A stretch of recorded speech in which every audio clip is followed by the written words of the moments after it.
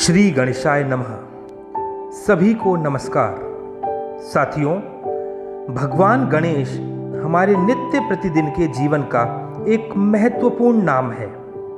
दिन की शुरुआत हो या किसी कार्य का प्रारंभ, हम अपनी कामना सिद्धि या स्वार्थ पूर्ति के लिए गणेश को याद करके मानो उन पर एहसान करते हैं और इस बात के लिए बाध्य कर देते हैं कि हमारा मनोरथ पूर्ण होना ही चाहिए। लेकिन क्या हम कभी इस दिशा में भी सोचते हैं कि गणपति के गुणों पर भी अगर गौर कर लें और व्यवहार में ले आएं तो न केवल कार्य सिद्धि होगी बल्कि हमारा जीवन ही बदल जाएगा। गणनायक का हर अंग, हर बात हमारे लिए किसी न किसी गुण को अपनाने का जरिया है। यह बहुत प्रचलित कथा है कि एक बार गजानन और उनके भाई कार्तिकेय के बीच पूरी दुनिया की परिक्रमा सबसे पहले लगाने की प्रतियोगिता हुई। कार्तिकेय तुरंत अपने वाहन मोर पर निकल गए, परंतु गणेश अपने वाहन मूषक के कारण असमंजस में आ गए। उन्होंने तुरंत अपनी बुद्धिमत्ता का गुण उपयोग करते हुए अपने माता पिता भगवान शिव और माता पार्वती के चारों ओर परिक्रमा कर ली और कहा कि मेरे लिए माता पिता ही पूरी दुनिया है। यह कथा हमें सिखाती है कि पुस्तकों के साथ ही वास्तविक ज्ञान की परख बुद्धि और विवेक के सही समय पर सही उपयोग और सोच और दृष्टिकोण के दौरान होती है। शायद इसीलिए गणेश जी को बुद्धि प्रदाता भी कहा जाता है। भगवान गजकर्ण के बड़े कान और लंबी सूंड, जिसे देखकर अक्सर बच्चे रोमांचित होते हैं, वो भी हमें संदेश देते हैं। बड़े कान हमें बताते हैं कि इंसान को दूसरों की बात ध्यान से सुननी चाहिए। अगर हम बिना सुने ही रोक टोक करते हैं तो न रिश्ते अच्छे बनेंगे, न समस्याओं का समाधान होगा और न ही कोई काम सही हो पाएगा।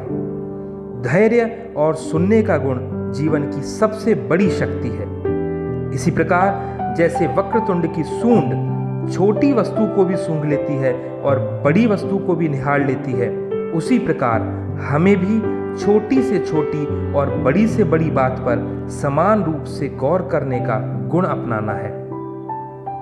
दोस्तों, यदि हम बात करें गणेश जी के विशाल शरीर की, तो हमें संदेश लेना चाहिए कि जैसे महाकाय होने के बावजूद भी वे कितने विनम्र और अहंकार से रहित हैं, वैसे ही यदि हम किसी भी मायने में औरों से अधिक हैं तो इसका अहंकार नहीं होकर अपनी विनम्रता और सरलता बनी रहनी चाहिए। लंबोदर गणेश का मोटा पेट भी केवल खाने का ही प्रतीक नहीं है। वे अपार मोदक खाते हैं, परंतु फिर भी पेट संयमित और संतुलित है। यह बताता है कि हमें भी जीवन में किसी भी बात को पचाने का गुण आना चाहिए।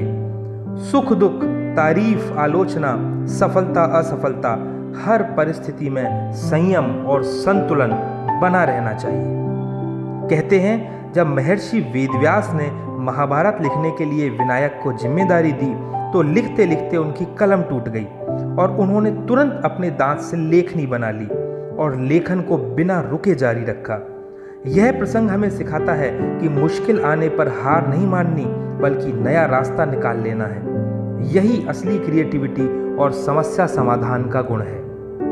वागीश्वर गणेश का छोटा मुंह भी हमें सीख देता है। दोस्तों, ये बताता है कि हमें अल्पभाषी होना चाहिए। जब जरूरत हो तभी अपनी बात को नाप तौल कर सोच समझ कर बोलना चाहिए। इससे आपकी बात का महत्व भी बना रहेगा और लोगों में आपको सुनने की उत्सुकता भी रहेगी। साथियों, गणेश जी का वाहन मूषक भी हमें प्रेरणा देता है कि मेहनत और संकल्प से छोटा साधन भी बड़े काम कर सकता है। सीमित साधनों में भी सफलता मिल सकती है यदि काम को सही दिशा में करने का गुण उपयोग में लाया जाए। अपने नाम के अनुरूप विघ्नहर्ता गणेश हमें यह भी सिखाते हैं कि अपने आप को इतना सक्षम बनाएं कि दूसरों के विघ्नों और कठिनाइयों को भी हर संभव दूर करने का प्रयास कर सकें। लोग हमसे उम्मीद रख सकें कि हम उनकी परेशानियों का कोई ना कोई हल जरूर निकाल लेंगे। साथियों, भगवान गणेश के इतने गुणों को देखकर उन्हें गणेश नाम से भी संबोधित किया जाए तो इसमें शायद कोई संशय नहीं होगा।